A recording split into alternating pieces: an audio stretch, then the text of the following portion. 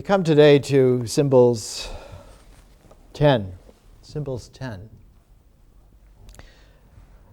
We're linking together all of our material and linking together the Saturdays that we come together, we sit together, the community of continuity. And there's something deeply satisfying about a continuity that builds. And one of the most profound mathematical little books of the 20th century was called The Continuum by Hermann Weil. He did a lot of the work of mathematizing quantum physics so that it could be applied and brought into things like atomic energy and so forth, atomic research. And he says, each one of us at every moment directly experiences the true character of this temporal continuity. That is to say, we have a primordiality with a temporal continuity, so that time is not something that's embedded. It doesn't fit into something else, but that time is of the essence, literally. That space has a time weave built into it. Every one of us at every moment directly experiences the true character of this temporal continuity. But because of the genuine primitiveness of phenomenal time, we cannot put our experiences into words. So that language, putting something into words, is a different process from the process of our actual participation with time.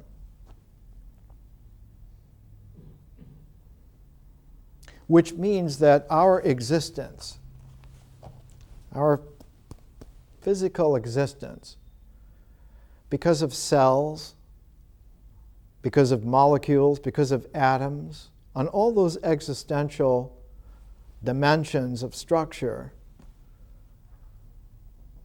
our existence happens in time, space, always. And it is a continuity. But our languaging, our using of words, tries to approximate that, is like an overlay on top of that. And so it's like a flow that seeks to align itself with a deeper flow. And though it does a pretty good job in an ordinary sense, if you become critical about it, you can notice that they do not, that they overlap, that they have at times a very high development of what in geometry is called congruity, but that they are different. It's like in South America, when the great Rio Negro River flows into the Amazon around Manaus. The Amazon is sort of like a milky brown, but the Rio Negro is much darker. It's a black river. And even though they flow together, they flow parallel for hundreds of miles, where you can see that this current is still the Rio Negro and this current over here is still the Amazon River. It takes a long time for them to modulate in the sense that they mulch together and they become a single river. So that when you get to the Amazon Delta, the water is all of a single color.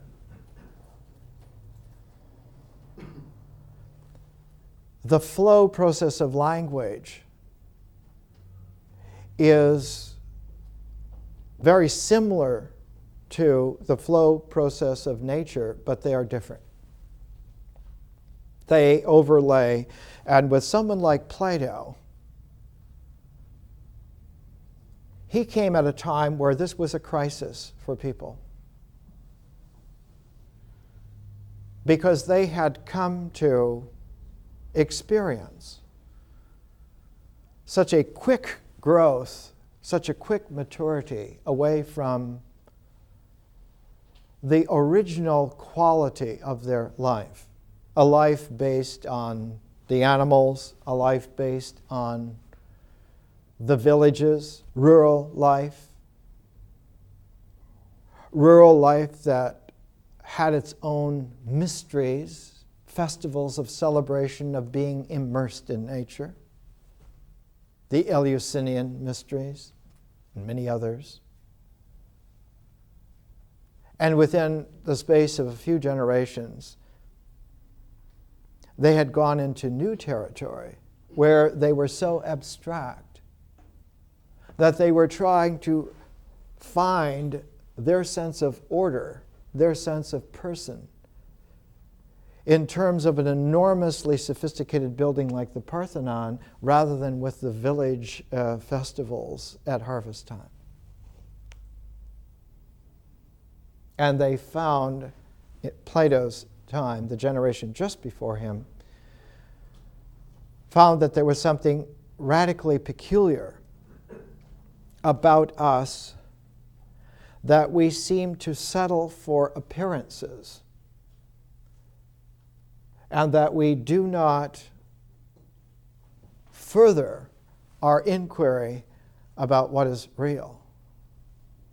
And that this is not just due to laziness or some overlaying general ignorance, but that there is a structural quality to this penchant, to this predilection.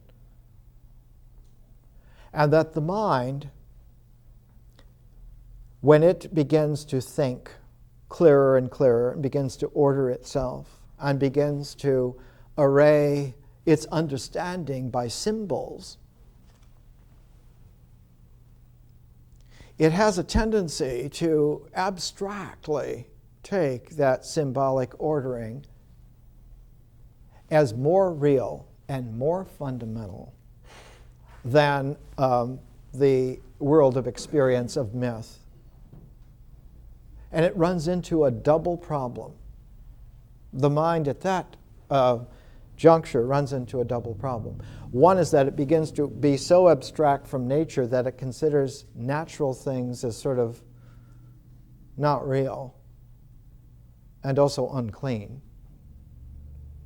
But it begins to, as it abstracts itself away from the process of nature, from the process of tribal, mythic, rural life, that abstraction opens up a sensity, it sensitizes itself and begins to receive images from beyond the mind that were not in nature. They were not in the tribal life, but that they come from some transcendental realm into us. And the mind, unbidden, begins to have images that are not representational of natural things or of cultural things, but of transcendental things. And that those transcendental things have a peculiar quality to them. They don't integrate with all the other images. All of the images of nature, all of the images of culture can be integrated together. It doesn't take any great shakes to do that. But transcendental images tend not to be integrable because they have a different mode. They exist not as integrals with a polarized sense, but they exist as differentials with a relational quality. Relational. So instead of connecting or not connecting, instead of polarities that do connect or polarities that don't connect, they tend to be elements that form proportionate ratios.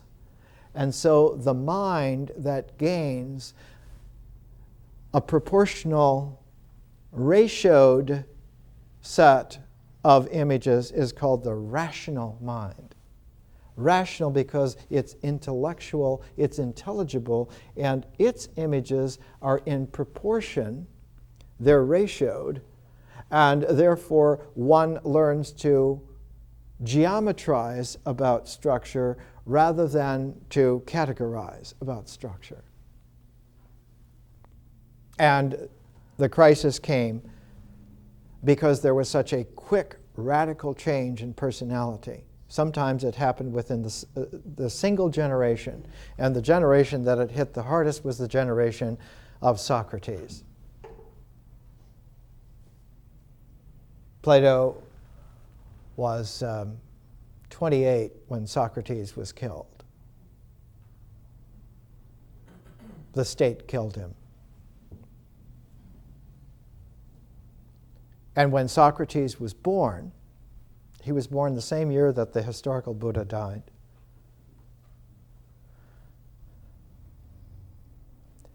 Socrates' generation,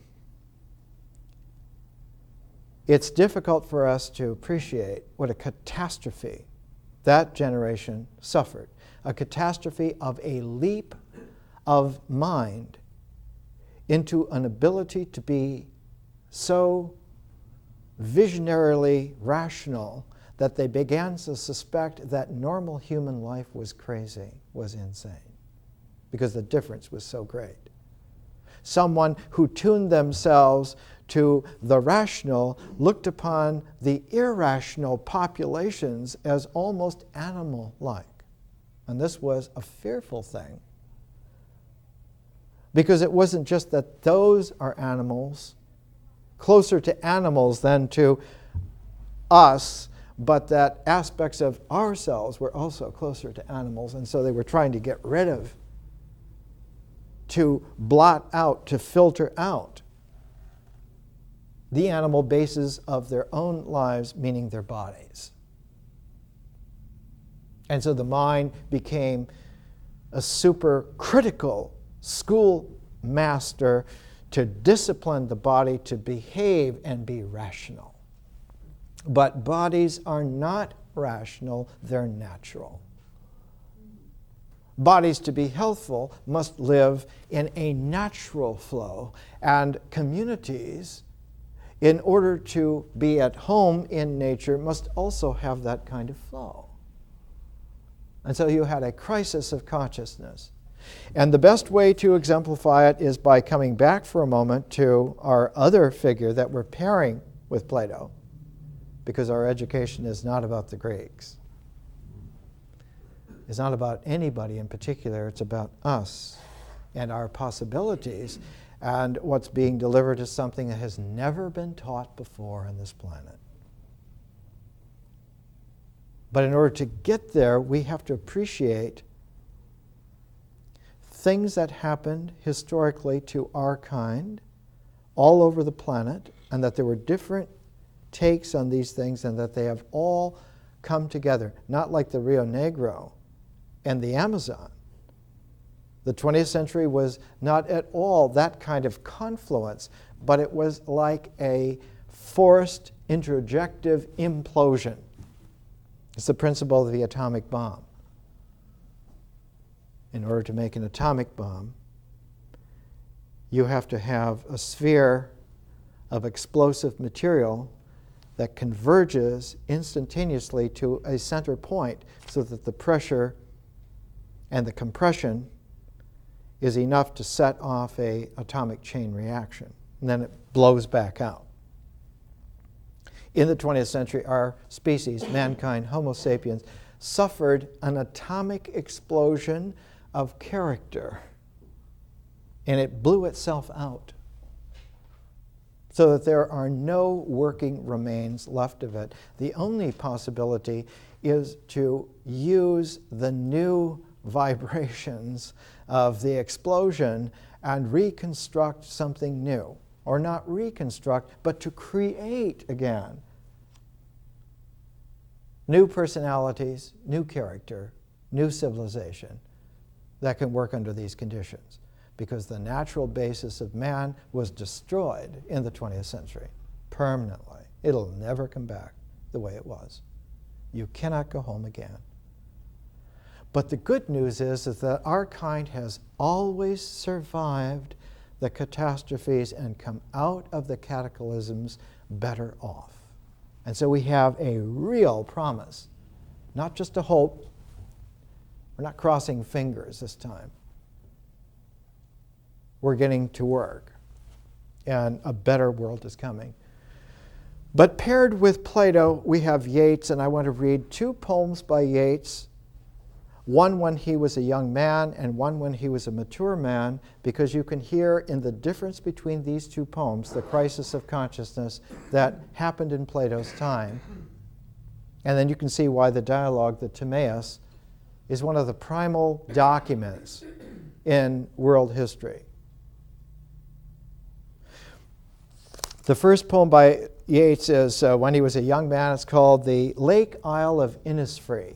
Off the West Irish coast, there are many islands that have within their name free. Innisfree is one of those islands. Here's how this early poem reads, and then I'll read the second poem, which is called The Second Coming. Two of the most famous poems in the English language. The first one, The Rural. I will arise and go now, and go to Innisfree, and a small cabin build there, of clay and wattles made. 9 bean rows will I have there, a hive for the honey bee, and live alone in the bee-loud glade. And I shall have some peace there, for peace comes dropping slow, dropping from the vales of the morning to where the cricket sings. There, midnight's all a glimmer, and noon a purple glow, and evening full of the linnet's wings. I will arise and go now, for always, night and day, I hear lake water lapping with low sounds by the shore, while I stand on the roadway or on the pavement's gray. I hear it in the deep heart's core. And then, about 30 years later, a poem about the crisis of consciousness. Turning and turning, in the widening gyre, the falcon cannot hear the falconer. Things fall apart. The center cannot hold. Mere anarchy is loosed upon the world. The blood-dimmed tide is loosed, and everywhere the ceremony of innocence is drowned. The best lack all conviction, while the worst are full of passionate intensity. Surely some revelation is at hand. Surely the second coming is at hand. The second coming, hardly are those words out when a vast image out of the Spiritus Mundi troubles my sight. Somewhere in the sands of the desert, a shape with lion body and head of a man, a gaze blank and pitiless as the sun, is moving its slow thighs. All about it, meanwhile, real shadows of the indignant desert birds. The darkness drops again, but now I know that 20 centuries of stony sleep were vexed to nightmare by a rocking cradle. And what rough beast its hour come round at last, slouches towards Bethlehem to be born.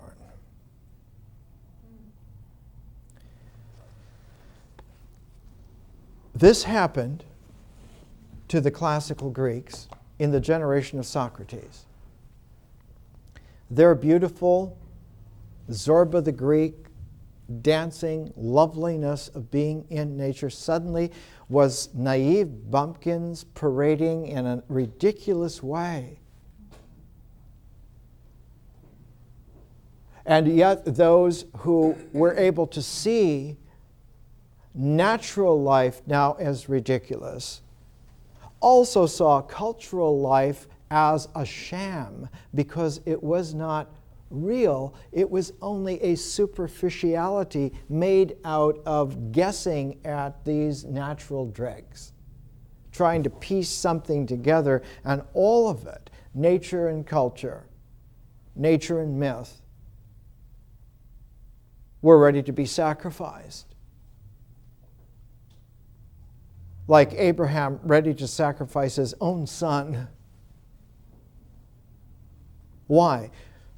To make sure that the security of the transcendently visionary mind was safe from the madness and absurdity of the world. And at the same time, got themselves into a bind, because that mad world, that absurd world, was deeply ingrained into nature, and so they began to suspect nature of being crazy also. And out of this, a couple of hundred years later, came the whole Gnostic thing, that nature is made by a flawed God. The whole thing is a nightmare. Our only refuge is to get as logical and rational as possible and stay there, because that's the only safety that there is. And that safety was a box canyon, because the mind cut off from the integral ecology suffocates under the weight of its own technique. Cervantes, at the beginning of Don Quixote, says it best. He says, Don Quixote read so many books that finally his brain shriveled up, that his whole intelligence dried out, and no juices of humanity were left, only a single ideal that began to dominate everything that he looked at. And everyone was either a bandit or a maiden in distress, and there were nothing in between.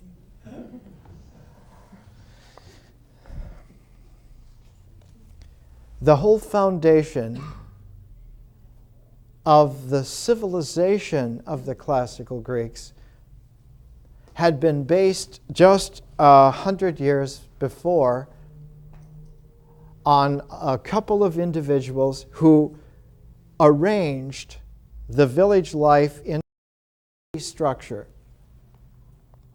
so that the city of Athens in Socrates' time was only about 150 years old in terms of an urban civilization. Yes, there was an Athens before then. It was a very small place that had nothing to recommend it, except a fabulous past that Plato will show in the Timaeus. And then, about 150 years before the time of the maturity of Socrates, two men, Pisistratus and Solon, put out a series of laws and codes by which the entire tribal, rural structure of the ancient Greeks in that part of the world, Attica, was brought into a new symbolic structure called the city of Athens. And that the city of Athens took as its base the epics of Homer, and that the epics of Homer taught them to understand with the pure clarity of the synthesizing symbol. And that once you got a population, not everyone, only the property owners, only the aristocracy, only the males. So that only the male property owners were educated on the Homeric basis to learn to concentrate meaning into symbols that then could fit into an abstract codification of understanding. And the great synthesizing symbol, the navel that held that conception of man and that city together, was the Parthenon. It was right up there in the center of the city and the Acropolis. Everyone could see it at any time. This was the top knot that held the entire tent of that structure together. And yet, in that building, in the Parthenon is named Parthenos in Greek, means virgin. Virgin not in the sense of not being sexual, virgin in the sense of being primordial, of never having been touched by the changing world.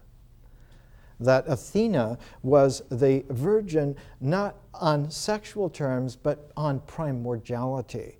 She belonged to a primordial world that was eternal. She was not subject to change. The idea of sexuality dominating something is actually very puerile. Even bugs are sexual. It's not the thing.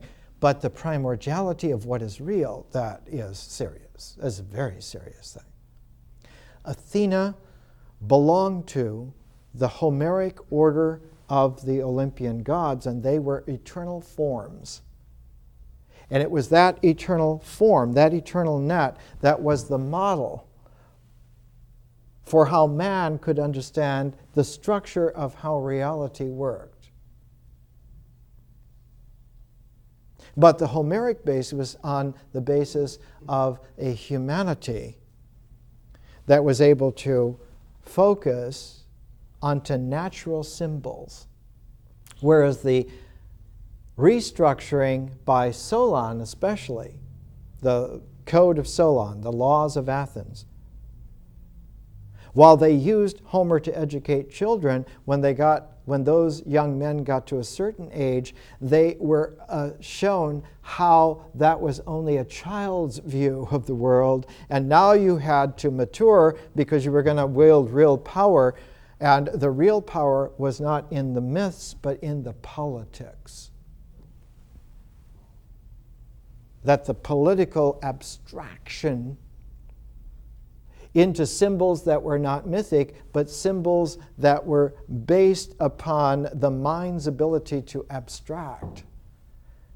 And that we run Athens by the power of our minds, which holds our political aristocracy together, and that's how this place works.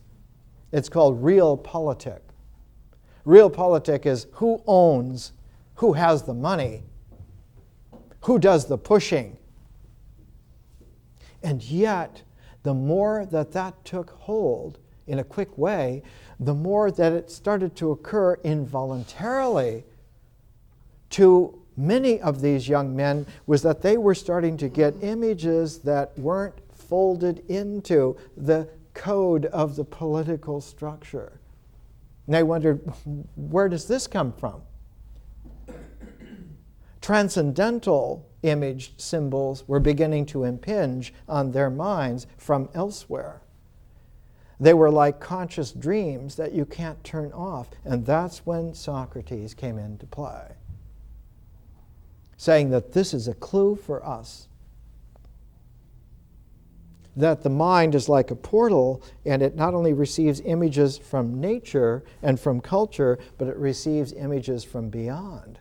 From the divine realm, from the spiritual realm. There are spiritual symbols that do not have any correspondence with things in nature or in culture, except that at the very primordiality of nature, there seems to be a symmetry between what is deepest in nature and what is structurally at the foundation in the spirit. And it was on that basis that Socrates set out, because he did not know any answers, but he knew how to tell when something was not right. He knew when something was wrong. He knew when they didn't fit, they didn't jive.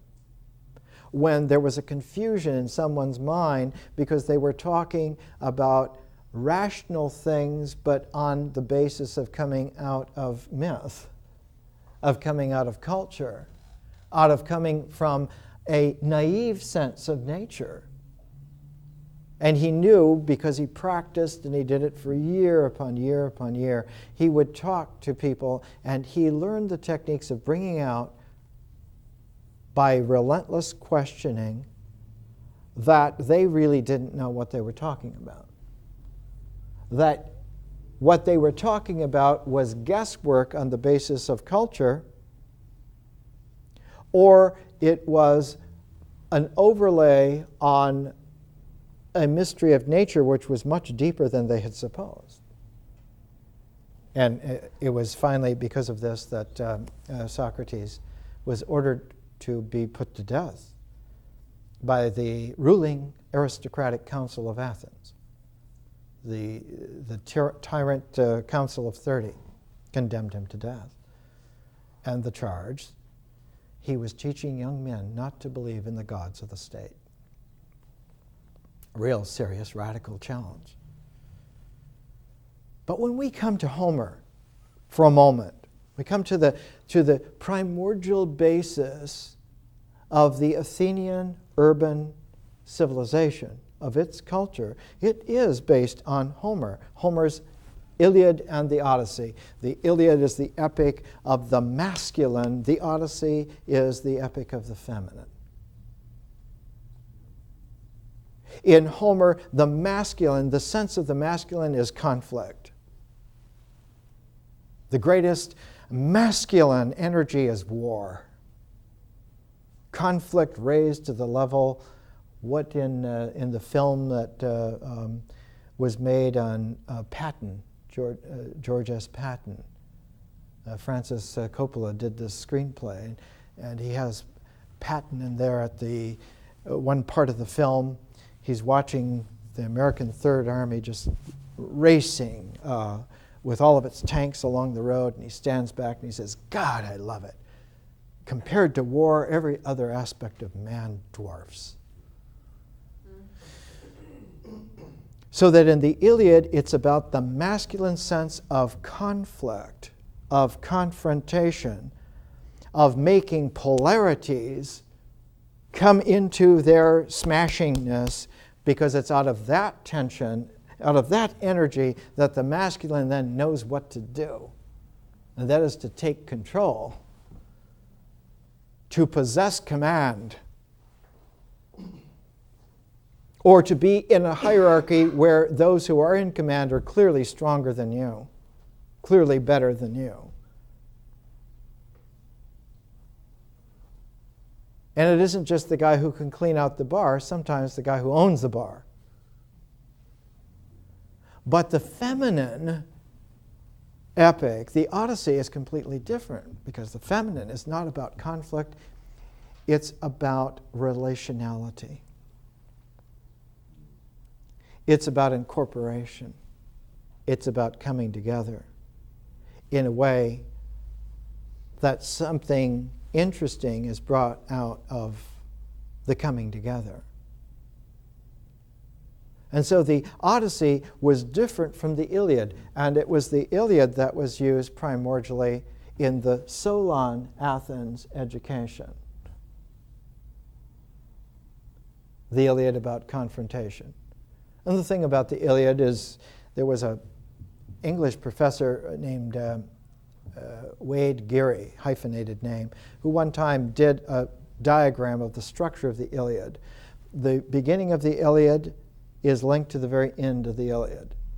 and the second episode in the Iliad is linked to the second to the last, and so on, so that you have these brackets where as you read into the epic or you listen into the epic, you come to the center, and the center has only one episode.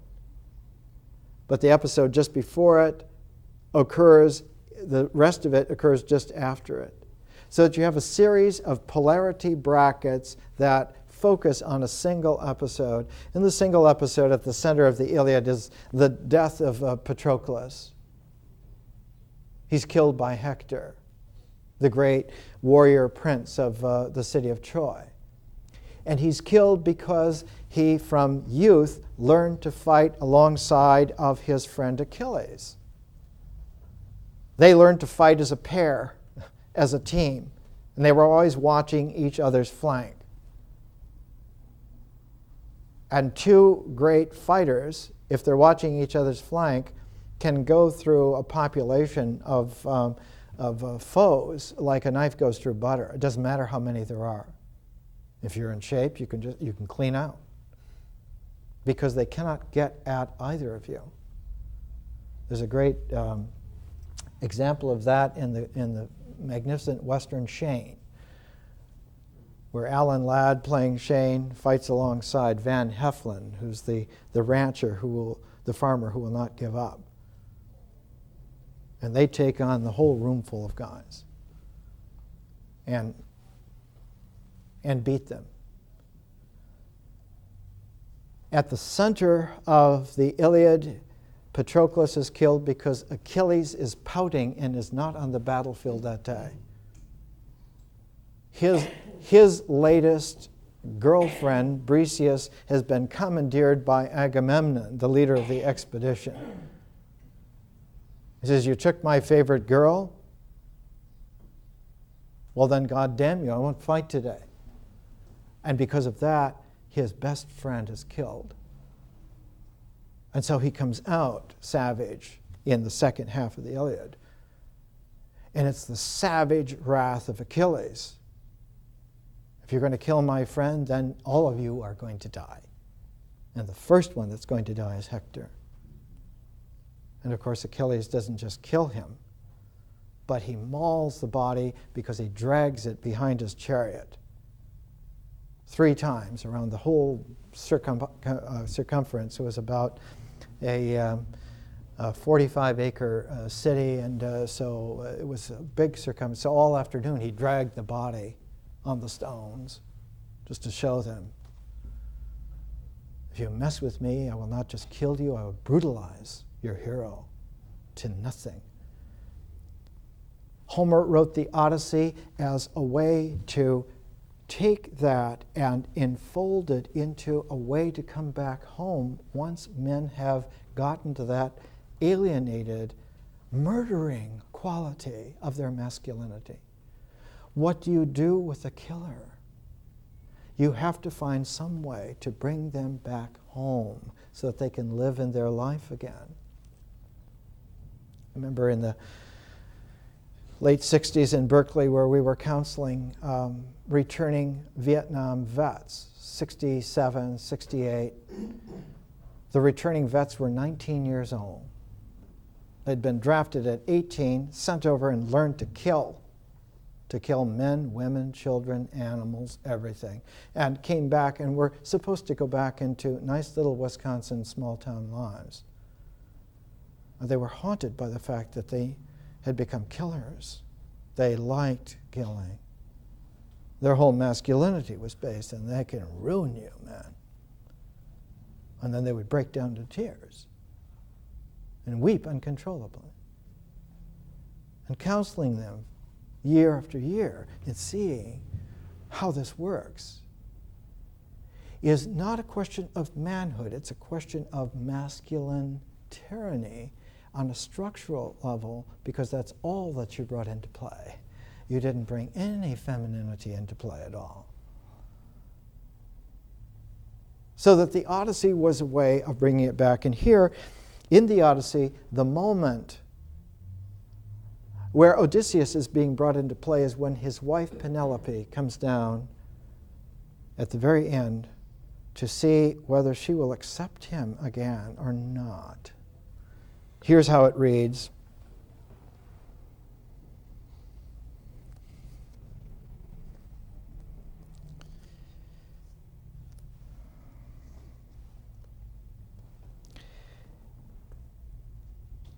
So would a person speak, but they did not know what had happened. Now the housekeeper, Eurynome, bathed great-hearted Odysseus in his own house and anointed him with olive oil and threw a beautiful mantle and tunic about him. And over his head Athena suffused great beauty to make him taller to behold and thicker. And on his head she arranged the curling locks that hung down like hyacinth petals. As when a master craftsman overlays gold on silver, and he is one who is taught by Hephaestus and Pallas Athene in art complete, and grace is on every work he finishes. So Athene gilded with grace his head and his shoulders. Then looking like an immortal, he strode forth from the bath and came back then and sat in his chair from which he had risen, opposite his wife. And now he spoke to her, saying, "You are so strange. The gods who have their homes on Olympus have made your heart more stubborn than the rest of womankind. No other woman with spirit as stubborn as yours would keep back, as you are doing, from her husband, who after so much suffering has come home at last in the 20th year back to his own company and his own country. Come then, make up a bed, so that I can use it here, for this woman has an heart of iron within her." In Homer, in the Odyssey, she's called circumspect Penelope. She always goes full round. But her full round is not circular.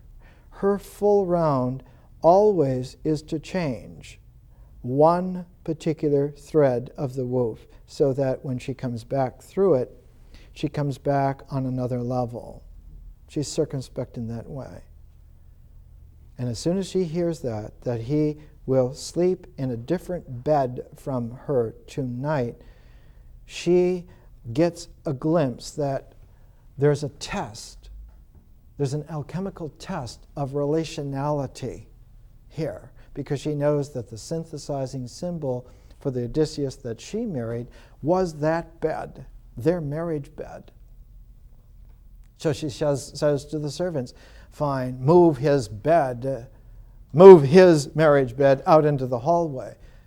And then Odysseus just stands up, and he's savage warrior. He said, "You can move our marriage bed out into the hallway?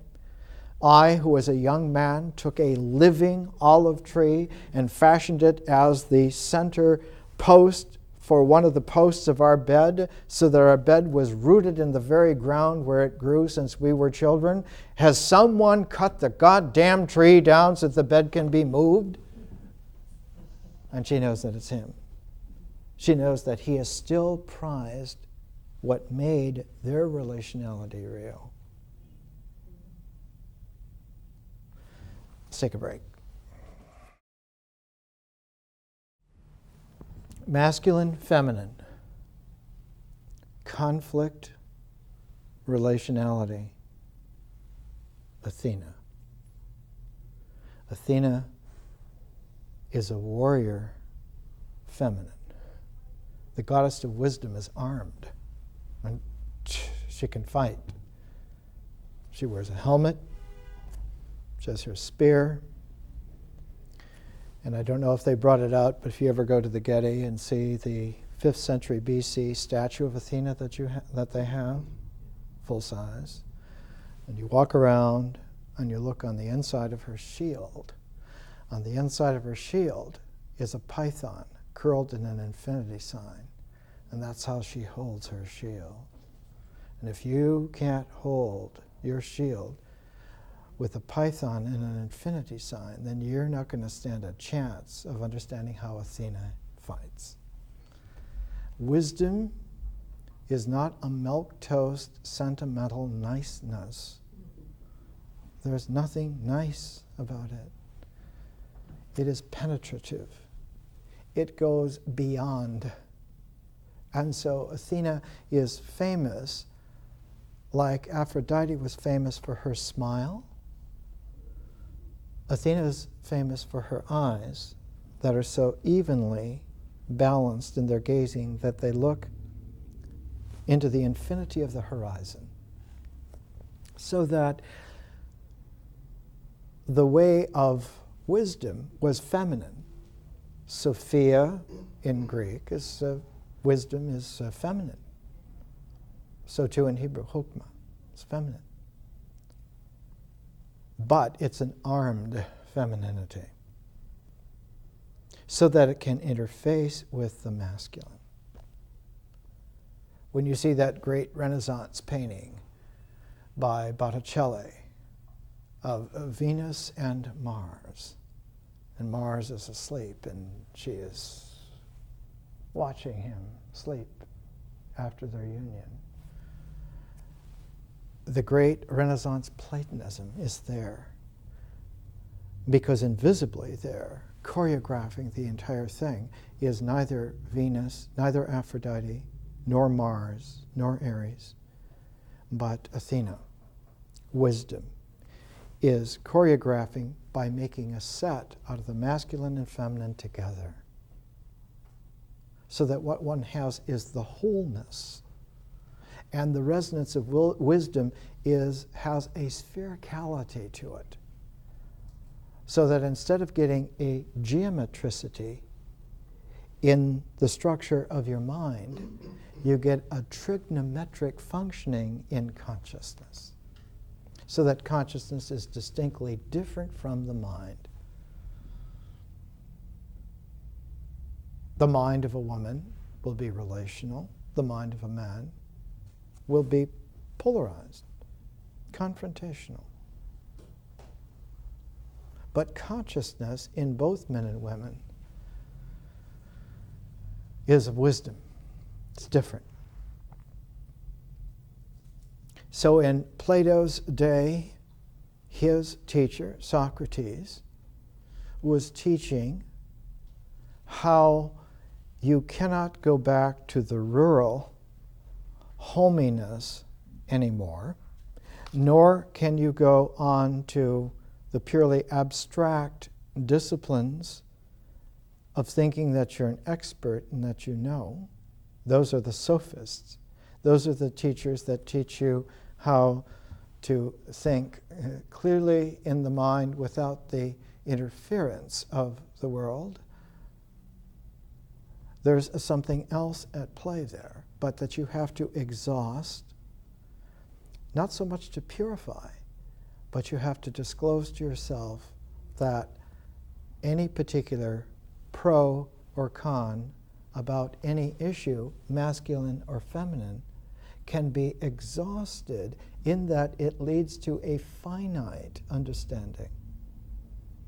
That you come to a place, you come to a stage, that upon a dialogue of questions, upon a dialectic and the Greek word was in Plato, diaresis. It means division. There's a great book on Shakespeare by a woman called Shakespeare's Division of Experience. It's a Sophoclean take on the way in which Shakespeare Platonized. That is to say, you can hold a pro and a con in a masculine way for distinctiveness only so far. And you can hold a pro and a con in an interrelationality, in a feminineness, only so far. There comes a point in both gender declensions of investigation where what emerges has a singular quality and does not divide further into pro and con. The Greek term for that was aletheia, truth, the one. So that in any kind of a process of Socratic dialogue, the purpose was to purify by following the thread all the way through to the truth. And the truth was not an understanding of what you originally were either for or against, but that truth has a characteristic quality to it. It's undividable. It has a singular quality to it. And that singular quality to it accepts, by its nature, transformation. That you cannot transform polarity so easily. You cannot transform the masculine polarity or the feminine relationality so easily, that you have to bring those pairs together, the square. And that square has a center. It has a pivot. And there's a way in which that square transforms out of the plane in which it was just a square, and it achieves a three-dimensional cubic quality. The same thing with a circle. The center of the circle transforms so that it's no longer a two-dimensional plane of consideration in the mind, but becomes a sphere of presencing in consciousness. And so the square becomes a cube, the circle becomes a sphere. And in that amplified extra dimension, that three-dimensional quality, another dimension is immediately tasted. It's like a taste. You can taste. It's like a physiological sensation of taste, only the taste is not on the tongue. The taste is in the characteristic quality that it occurs. The sphericality occurs with a different kind of time. The cube occurs with a different kind of time from the square. That the two-dimensional plane of the mind tends to have a geometric abstractness to it, sort of like a freeze-driedness to it. And it's very clear, but it doesn't participate with the world in its temporality. It doesn't participate in the full spatial dimensions. Whereas consciousness, the conscious forms, participate in the fundamental quality of the world. They're real in nature, so that consciousness becomes an extra dimension in the fullness of time and space. The four-dimensional world, the three-dimensional cube, or the three-dimensional sphere has a fourth dimension of time. And one notices that all the time, the integral cycle was working because it had a temporal sequencing. And that's what made it memorable. Without the temporal index, always there, woven into space, there would be no way to know from moment to moment that they link together, either masculinely through conflict or femininely through relationality. So that time becomes apparent. And further, that in the conscious quality of trigonometric functioning, one notices now that the time that you can keep track of has another quality. And that quality is eternity. It's eternal. It's non-time. It's the context out of which time originally occurs in the first place. And that consciousness then as a dimension allows you to understand for the first time that space occurs out of a matrix of infinity in the first place. And so Plato came to understand that when the world was made, he says, God was a craftsman. He was a maker. God the Father was a craftsman and a maker, and he kept his eye on eternal forms when making the world. So that the world has an eternal template. Now, this was as far as they could go 2,400 years ago. The person who went farther was Pythagoras, but Pythagoras emphasized that there was no way that you could learn until you learned to hear through silence. In Plato's dialogues, you do not find the hiatus, the preparatory hiatus of silence. You find the language refining itself in the pursuit to aletheia, to truth. Whereas in Pythagoras, it's the immanent mystery of nature that discloses that the nature which allows for existential things to occur is a resonance of eternity. Now, in Pythagoras, he found a very difficult heritage that he had to bring together.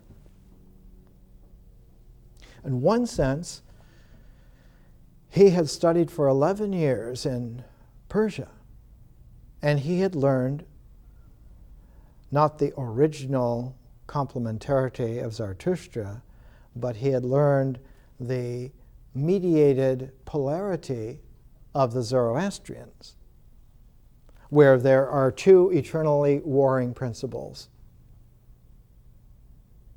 Good and evil are eternally polarized. So he learned that kind of masculinity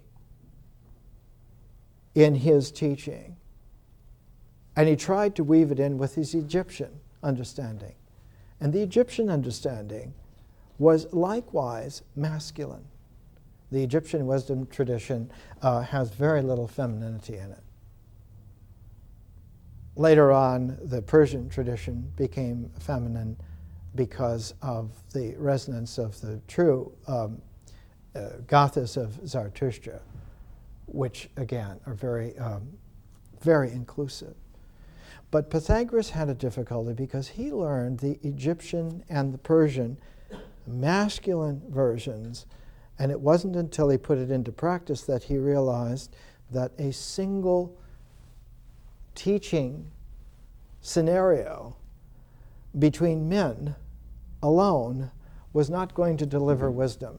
So Pythagorean communities were distinctive in the ancient world. There was always communities of men and women together. That's why you could tell that a community was in a wisdom tradition that was Pythagorean and not for, say, Buddhist. In Plato's time, Buddhists were called gymnosophists. They learned their wisdom in a yogic way. Gym didn't mean just in the gymnasium, but it meant in that kind of disciplined masculine way.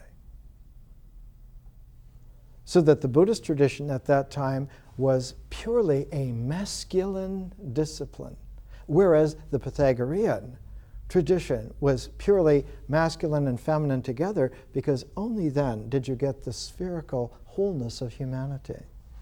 Only then did you get the cube, the cubic dimensions of what the true rationality, it's not just a pair of pairs, but there is a pair of pairs that pair together, and that this gives you a kind of a cubic quality to it. So that there were two different declensions of proportion in Pythagorean Platonism. One is a proportion that proceeds by squaring. The other is a declension where the sequencing is by cubing. And that they both start together at one. Only the one line runs in a doubling, 2, 4, 8. The other runs in a cubing, 3, 9, 27. And the Greek letter, the alphabetic letter in Greek that looked like these two lines that converged together was the Greek lambda. It was like an L or a V together. And so this great lambda symbol became the synthesizing symbol of how those two progressions of proportion meet at one. So the one was literally a one, which was a beginning. It began with one. But the deeper understanding was that that one was embedded in a mystery of complete openness. So that Plato's understanding from the Pythagoreans was that the world that we can talk about has a beginning, but that it has an indefinite double progression. It doubles and cubes as far as you want to go. And that's from ancient Egypt. The Egyptian idea from primordial times was that every day and each day is created by the living of it. So that the Egyptian book of the dead, its title really is The Coming Forth by Day. This day, today, is real because we live it. And because we have really lived it, there's no way to erase it from the universe. So that this day, in its cubic, in its spherical reality, joins the whole line of other days all the way back to the original day, the first day, the beginning. But that we can extend this line indefinitely. And this has been going on so long that the days have mounted not only to years, but to millions of years. So the Egyptian phrase is that Ra is the Lord of millions of years. And yet the Egyptian understanding was a mechanical, abstract distribution of that line of cubes or spheres going back to the original. Whereas the Pythagorean Greek modification of that, absolutely crucial, that lineage was historical.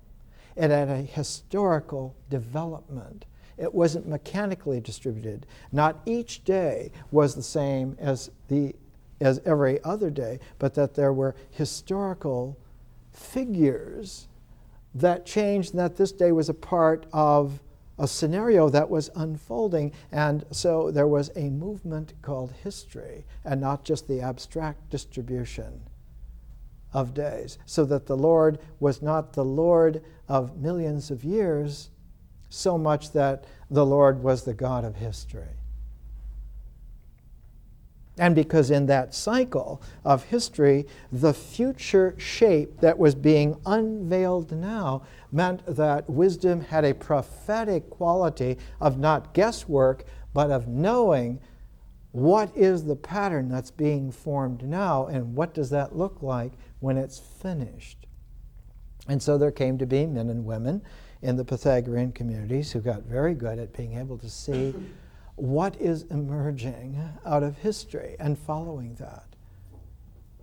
And as they followed those shapes and became better and better at it, they saw that those shapes were subsumed under larger shapes, and that finally there was one grand shape that was the largest of them all, and that shape was the universe, the cosmos.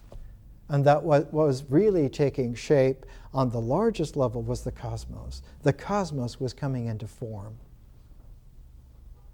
And that the working trigger by which this happened was not the actions of gods, but of men and women. It's what men and women do every day that ultimately counts, because the cosmos will not come into fullness unless we do the fullness of our day. And that the deepest quality is not that an individual does his fullness, but that individuals bonded together into spiritual communities are the real working gears. Great individuals can do a lot, but they're very rare. It's rare to find a great individual. You might have to go hundreds of years, sometimes even 1,000 years, before there's someone comprehensive who can do it all. But mostly, history is the banding, or we say now in math, the bundling together of many people in their historical capacities of living, and they form really strong cables. So it's the movement of the community. But the community is a community of wisdom, of sphericality, of the cubic capacity. And politics is the carving out of a masculine idea of form on the template of old Egyptian mechanical, abstract distribution of time and space and effort. Or it's carved out on the basis of the polarity of the so-called Zoroastrian good versus evil, or whatever. That the political forms were forms that were derived from human experience in a gender-based dead end, and therefore were really dead forms. And by forcing people to live and fit inside of these kinds of forms was to condemn them to slavery. Not to slavery to some tyrant, but slavery to an abstracted principle, ideology, which in itself was generically wrong. And so Plato took it deeper than Socrates. Socrates was a danger to the state in and of himself. Plato was out to radically transform the very nature of politics itself, and nearly succeeded. Was invited to the island of Sicily 3 different times by Dion, the tyrant of Syracuse. He wanted to have the latest, modern, best state, and when he got to understand what Plato was about, he would send him home. He would say, no, it's my kingdom. Plato would say, yes, but you must administer it in a wise way. Meaning, make this transformation. Hand the community over to the people. Dion never made a Platonic community. The closest they came was Plotinus trying to make this ideal city about 270 AD, and then that fell apart because of a diphtheria epidemic. Amazing. In the Renaissance, places like Florence and Venice tried to bring that Platonic ideal city back into play, but they tried to do it as a side adjunct to rich bankers like the Medici, who said, yeah, you can do that on your time. We'll pay for it. Whereas there were some people who got mature enough who recognized, no, you don't get it. We don't work for you. Everyone's in service for a living, not an ideal, but a living potential which can be brought into play. And of course, all of this was quashed. And so someone really wise in the Platonic Pythagorean lineage in the Renaissance, like Machiavelli, wrote a little book called The Prince. It's still used as the ultimate code book for authority and power and how to keep it. The best example of using Platonic Pythagorean wisdom to make a different kind of community is Benjamin Franklin and Thomas Jefferson. Only they were very cosmic in their view. They said, well, let's not do it for just 10 or 20 or 200 or 3,000 people. Let's do it for an entire country. At the time when Jefferson refashioned the United States in 1800, there were 4 million people here. They said, one place in Jefferson's writings, he stood on some land that he owned in the Appalachians, where the natural bridge is, and he seemed to see in a vision northern lights like angelic future people going over his head, going inland, And from that, he got the vision to send Lewis and Clark to explore a territory which he arranged to get from Napoleon, called the Louisiana Purchase, that tripled the size of the United States overnight. And of course, Napoleon had just recently gotten it, and he was planning on having a French empire in the New World, and he gave it up because Jefferson refused to fight. Jefferson used wisdom. He sent James Monroe over to speak with Talleyrand, and he said, we have the figures here. We've taken a survey, and you have 20,000 French men who can bear arms, and we're sending 20,000 American men through the Cumberland Gap every month. I'm sure we can come to an arrangement. Before you lose everything, wouldn't you like to make a little money?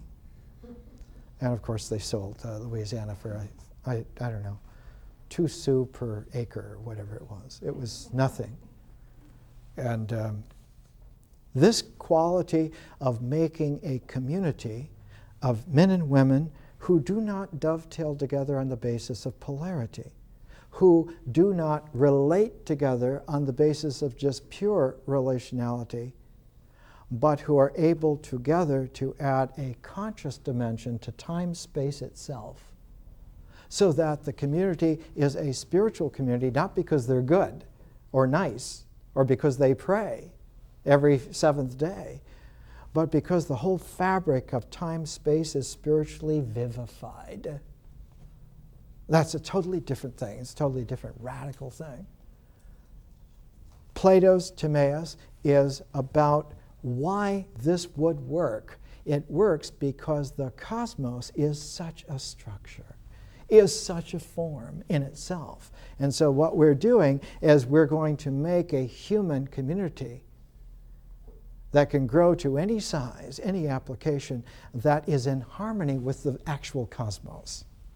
So the cosmos is going to be a friend to us, not in a friend like you can phone them up, but a friend in the permanent sense, in that everything we do will have a vibration in the universe. It will fortify us on the cellular, atomic, molecular level, as well as on the level of our lives. And as you can see from this, is a tremendous leap ahead. Has nothing to do with planning out an ideal city by laying out streets. There's nothing to do with that. Whereas Alexander the Great, unfortunately, didn't study with Plato. He studied with Aristotle, who taught him that you better diagrammatically lay out the streets first, and then you can build Alexandria from that.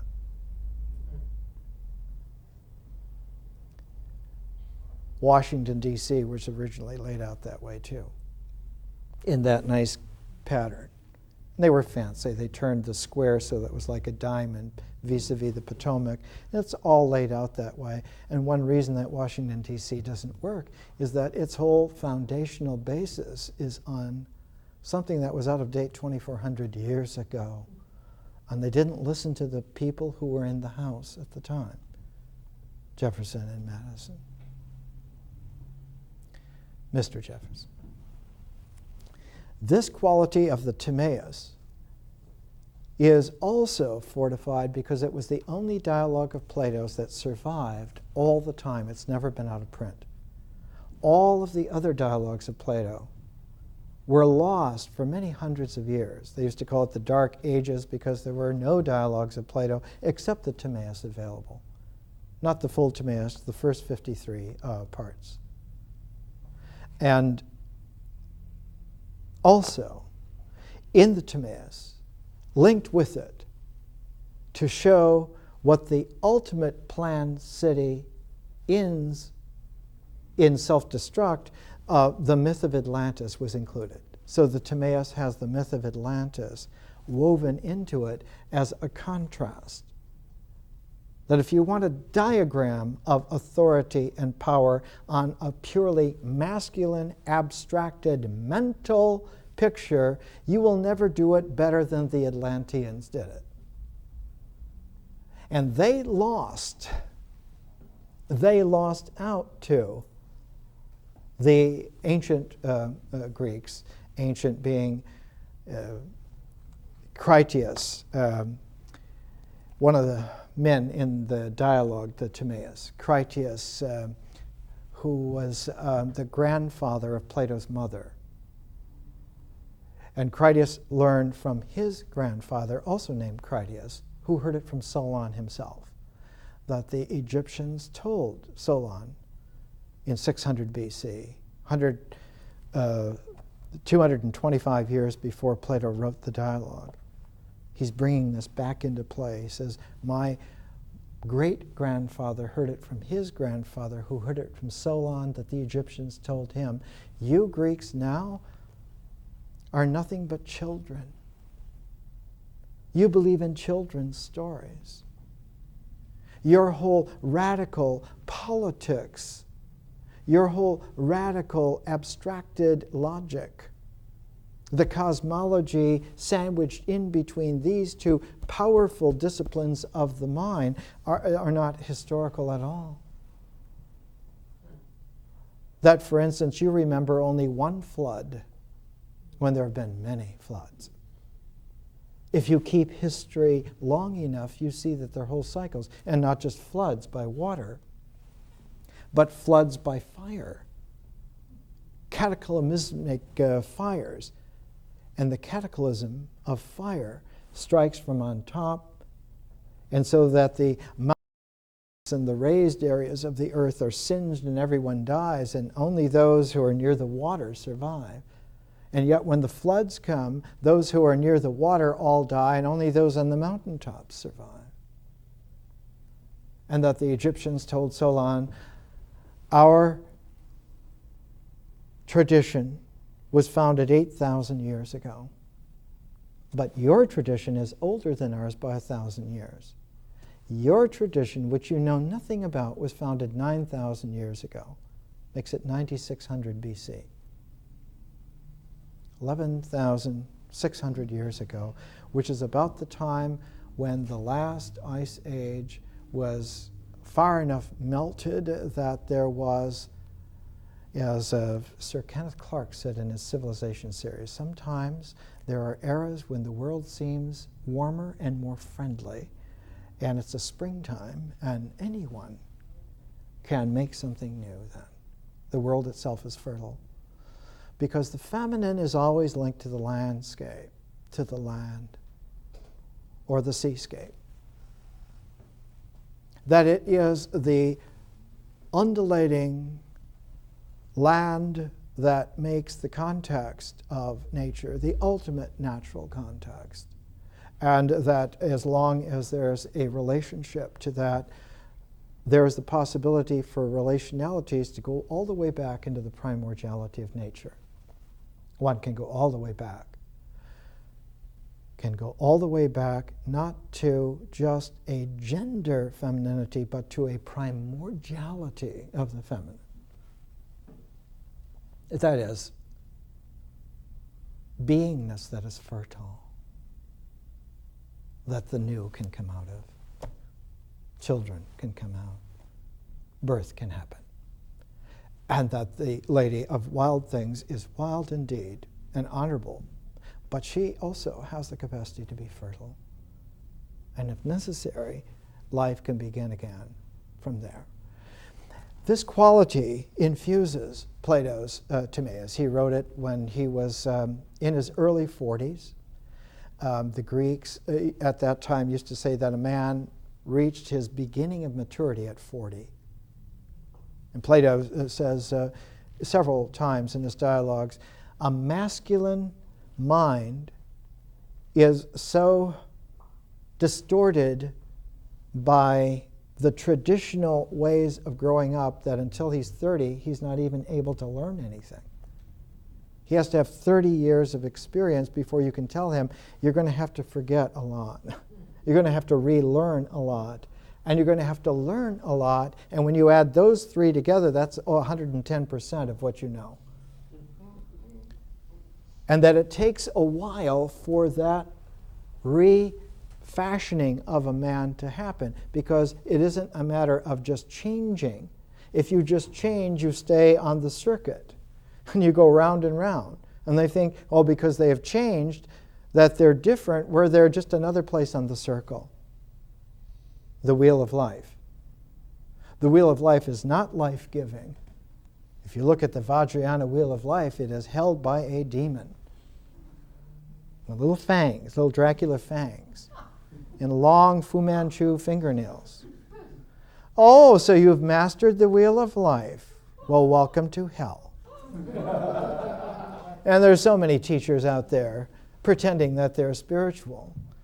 If there were time not to have to do all of the original work, their plugs could be pulled in one day. Are you kidding? They're worse than children. They're bad dogs. Curs. I say curs. You want to have some masculinity? Bring it on. There is a quality in Plato where he was at the point of his maturity and he was reaching back in his own family to his mother's grandfather, his mother's grandfather, because there is a cycle of family wisdom where every other generation has similarities. If you count each generation, you get into a mechanical distributed propertyness.